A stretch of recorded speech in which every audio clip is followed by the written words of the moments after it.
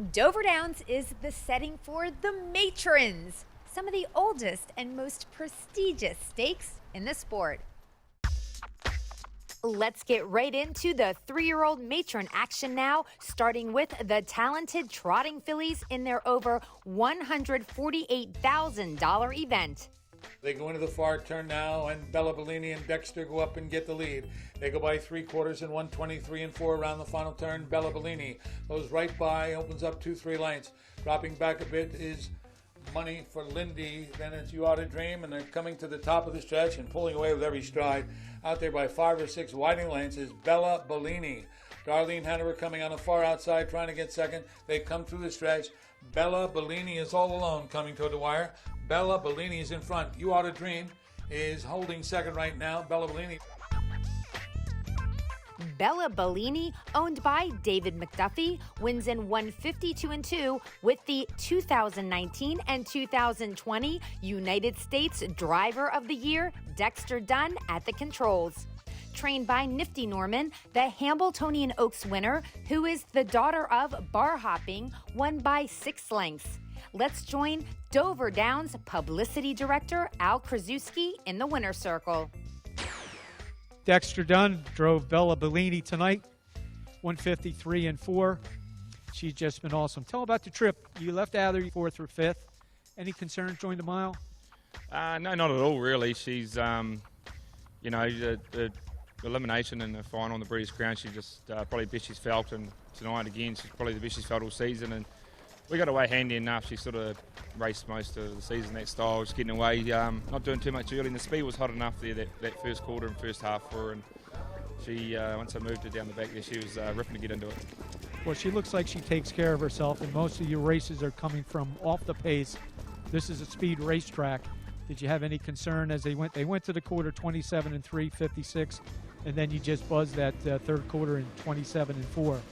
Yeah, no real concerns. I mean, like, she's got such high speed for a trotting filly, and she showed it during this year. She can pick them up pretty quick, once she turns the gas on. So, no, I was actually really happy when I got away, and everything went plain sailing.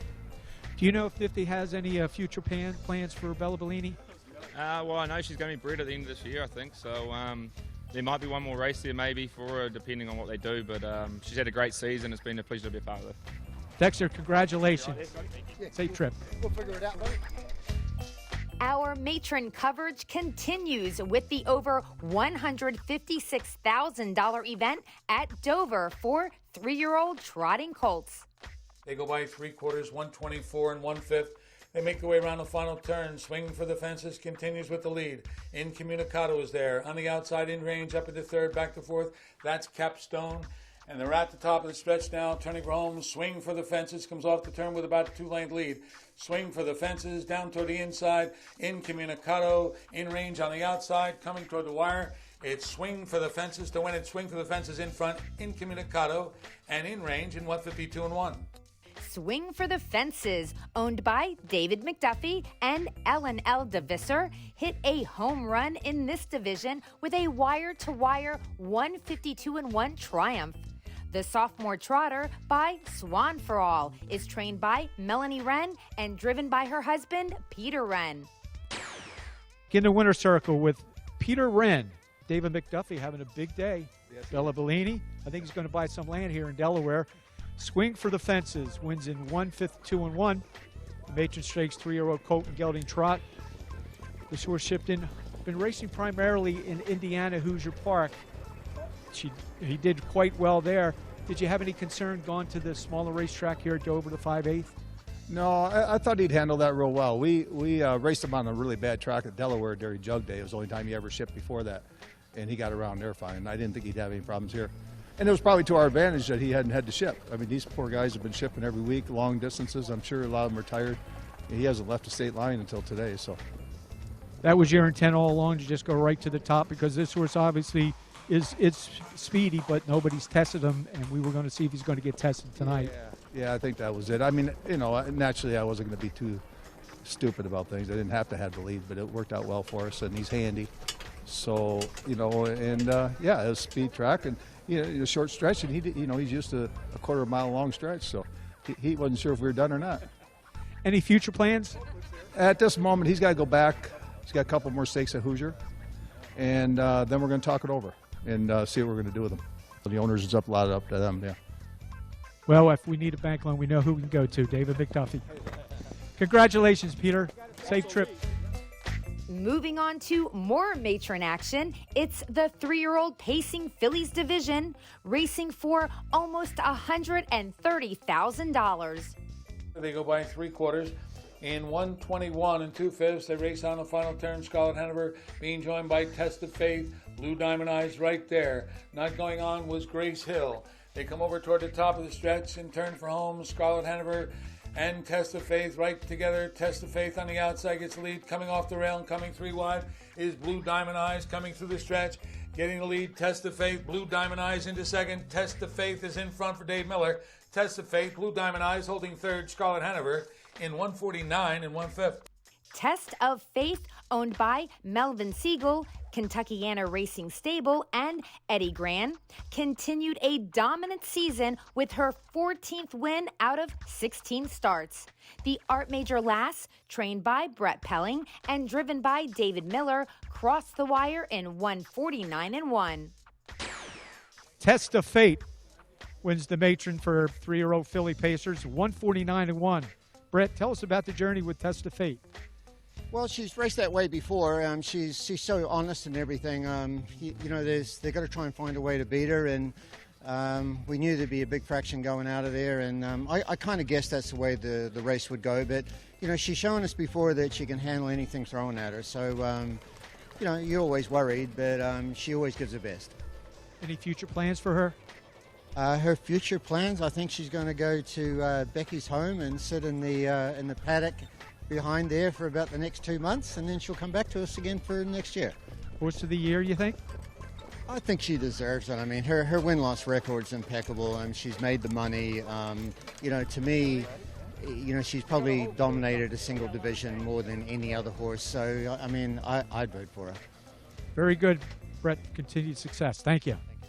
David Miller, tell us about the trip. Yeah,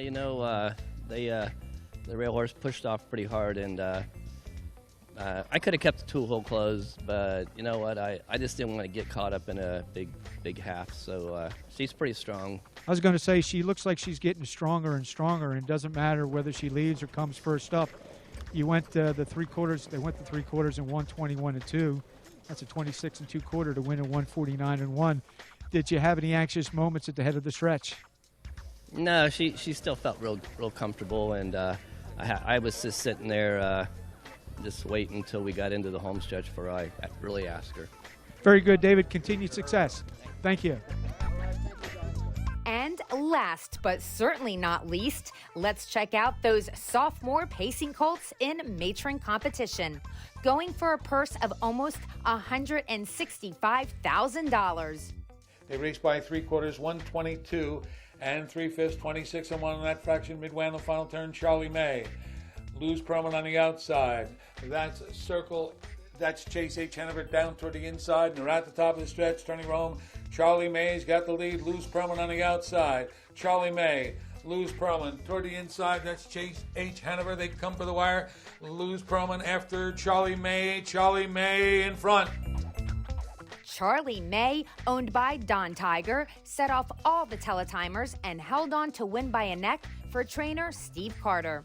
The son of McCardle, who was the even money favorite in this event, got to the finish line first in 149 2, with Brett Miller in the bike.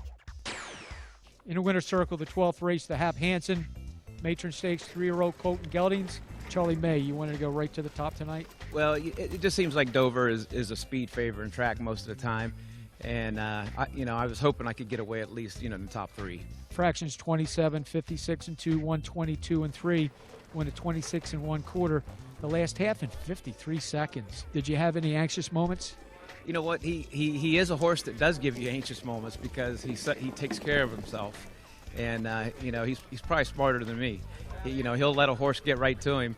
Granted, we got beat in the Breeders' Crown, but he put up a big race. But he let that horse get right to him tonight. But I could tell he wasn't going to let him by. He is taxi tough. I'm looking at his lines. The race last week, unfortunately, Perfect Sting got a real good trip sat behind you. We're looking at this horse. He seems to be getting better and better every week. Steve's done a great job of keeping him in top form. I mean, it's tough when you got to travel from track to track. Absolutely. You know, and this level of horses, these top Grand Circuit horses, how they can do it week after week and this late in the year, and you know, and he's still going strong. So, you know, that does say something for Steve to, you know, keep him that good. And the same thing for you. You're traveling all over the country yourself. How do you keep up with all this? Well, honestly, since I moved back to Ohio, things, you know, I don't do near as much traveling, but I'll go wherever this horse goes. Brett, congratulations. Charlie May wins the Hap Hansen 149-2. Congratulations to all of our 2021 Three-Year-Old Matron champions and their connections.